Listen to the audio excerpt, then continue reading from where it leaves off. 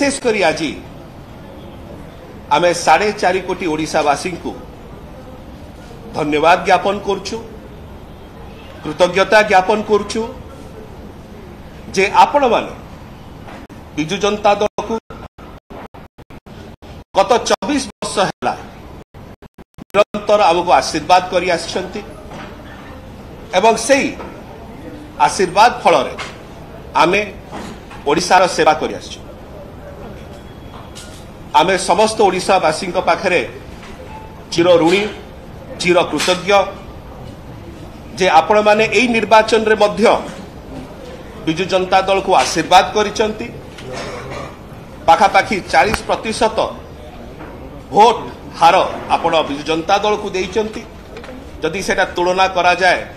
गत निर्वाचन सहित केवल 3% जदियो भोट हार कमी थिला, सीट व्यवधानटा बेसी जना पड़िला किते सबु परे मध्य आमे विशेष कर धन्यवाद देवाकू चाहूचु 4.5 कोटी ओडिशावासी को आपणकर आशीर्वाद जोगु बिजु जनता दल को पाखापाखि 50 रु 51 सीट रे आपण माने जययुक्त करैथिवारु आपण मानक पाखरे आमे बहुत धन्यवाद ज्ञापन करछु, कृतज्ञता ज्ञापन करछु एवं एई समय रे आमे मध्य अनेक शुभेच्छा एवं अभिनंदन जणाउछु ओडिशार भारतीय जनता पार्टी को सेमानकर आज जो सफलता हेछि